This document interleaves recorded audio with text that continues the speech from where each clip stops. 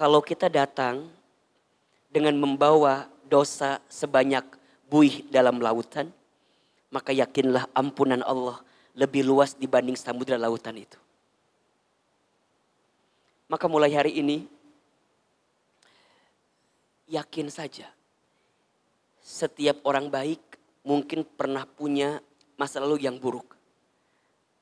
Dan setiap orang yang pernah menemukan keburukan, dia masih punya harapan untuk bisa mendapatkan kebaikan di waktu yang akan datang.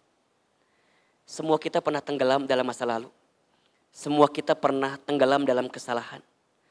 Tapi sebaik-baiknya orang yang pernah tenggelam dalam kesalahan adalah orang yang segera kembali kepada Allah Subhanahu wa Ta'ala.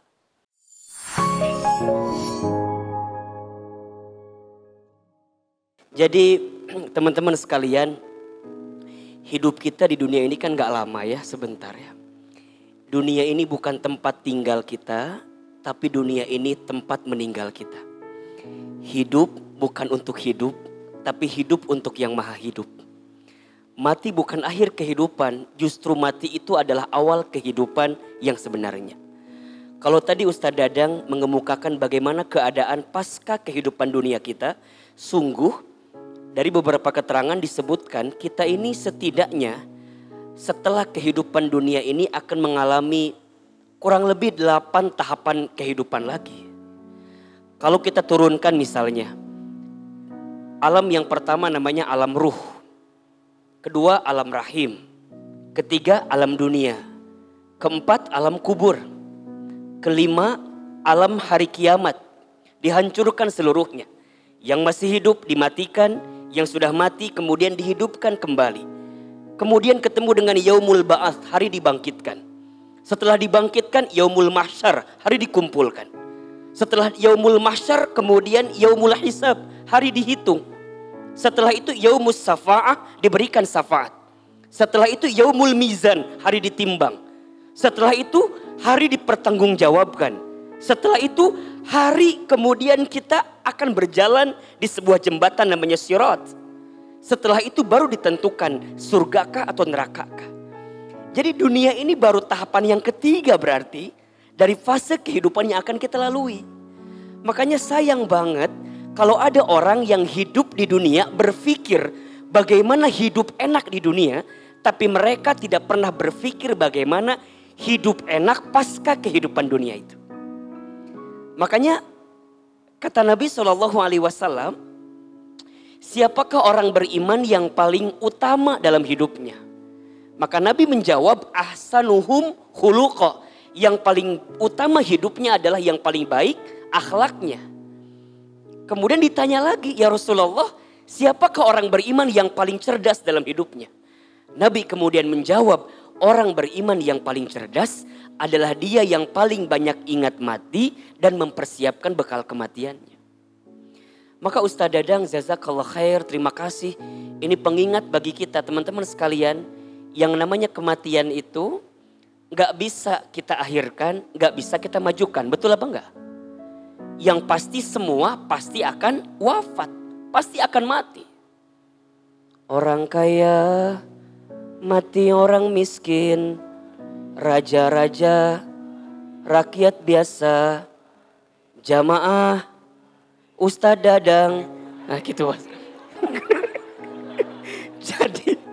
jadi semua akan wafat. Bisa jadi Ustadz Dadang duluan, Ahilman belakangan, bisa. Atau Ahilman belakangan, Ustadz Dadang duluan ya. Jadi yang namanya kematian itu sesuatu yang pasti dan sesuatu yang akan datang sama kita. Mau tidak mau, suka tidak suka, pasti kita akan berjumpa dengan yang namanya kematian.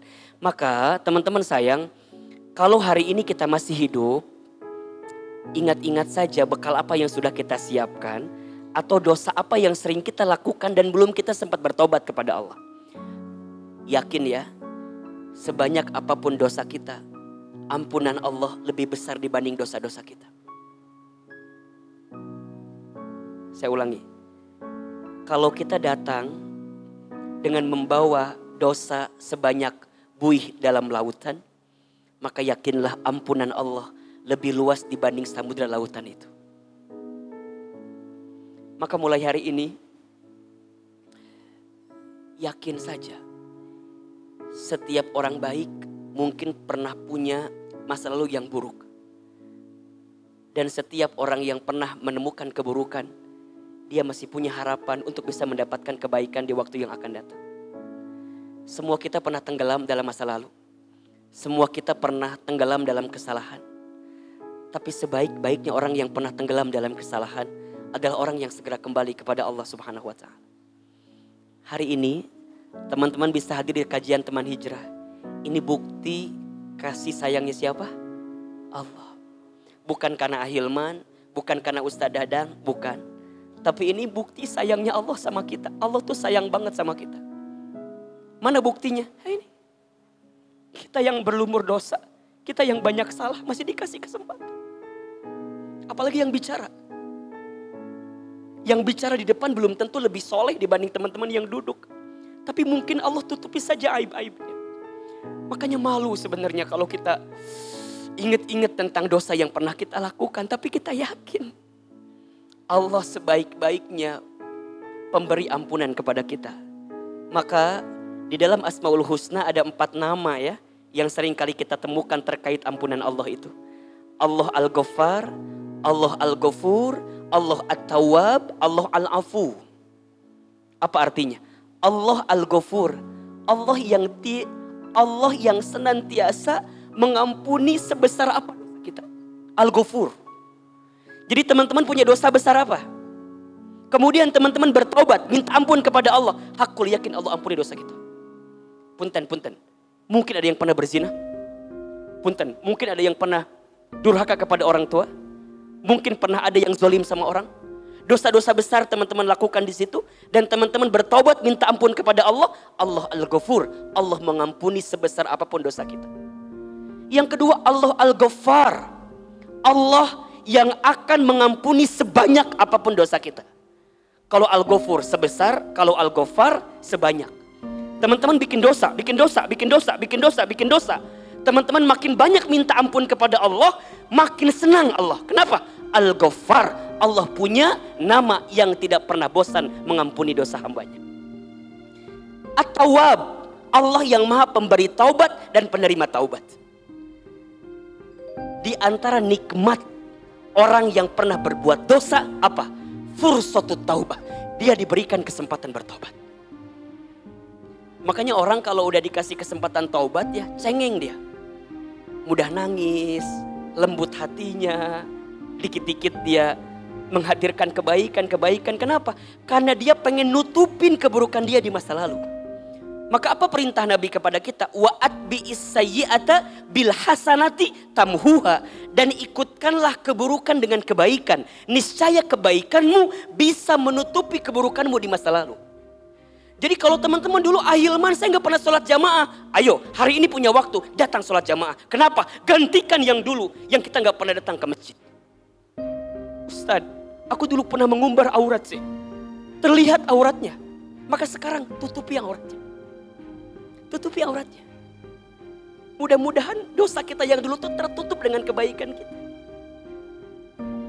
Teman-teman misalnya semua kan punya masa lalu misalnya ya. Nanti menikah teman-teman.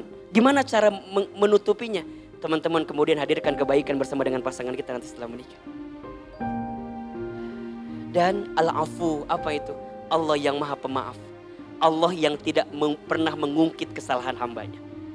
Jadi kalau kita sudah bertobat, minta ampun kepada Allah. Allah tutupi dosa-dosa kita. Allah tutupi kesalahan kita. Jangan samakan Allah dengan manusia ya. Manusia itu makin banyak kita minta makin kesel ya gak sih? Tapi kalau Allah makin banyak kita minta, Allah makin senang. Allah makin senang. Come back to you. Kembali ke Allah. Ya bisa Dadang ya. Ya kumaha deui atuh rek naon, orang merek naon hidup di dia teh. Dan gak akan ada apa-apa. Bade naon. Ya makanya untuk apa kan? Iya, betul. Ayeuna wae lah Ustaz. Naon. Bade tipayun. Masya Allah. Jadi teman-teman ya, yuk kita lakukan kebaikan sebelum akhir semua apa yang bisa kita lakukan ke depan. Tadi kata Ustaz Dadang ya, setiap kebaikan pasti balasannya adalah kebaikan. Famay ya'mal mithqala dzarratin khairan yarah wa may ya'mal mithqala dzarratin syarran yarah. Barang siapa yang berbuat kebaikan walaupun sebesar biji zarrah, Allah pasti membalas kebaikan itu.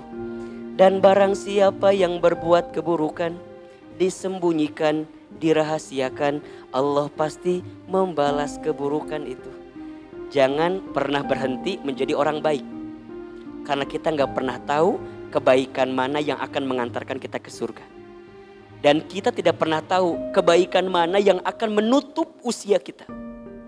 2 minggu lalu ada seorang public figure mungkin, ya, awalnya dihujat se-Indonesia itu.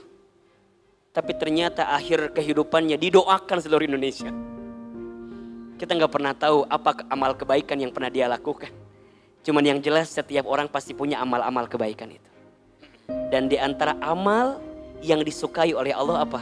Infak sedekah. Ya Ustaz ya? Setuju. Ada 2 penyesalan disebutkan dalam surat Al-Munafikun yang disesalkan oleh orang yang sudah meninggal. Apa? 1, orang meninggal itu menyesal dengan hartanya yang belum dia sedekahkan. Dan yang kedua, orang yang sudah meninggal menyesal dengan umurnya yang gak dipakai untuk beramal soleh. Makanya satu kali orang meninggal pernah minta sama Allah untuk dihidupkan kembali kan. Apa permintaannya? Fa'asoddaqa wa akun minas solihin. Ya Allah, kalau engkau hidupkan aku kembali, berikan aku kesempatan lagi, maka aku akan menjadi orang yang ahli sedekah dan beramal soleh dalam kehidupan. Mudah-mudahan bermanfaat.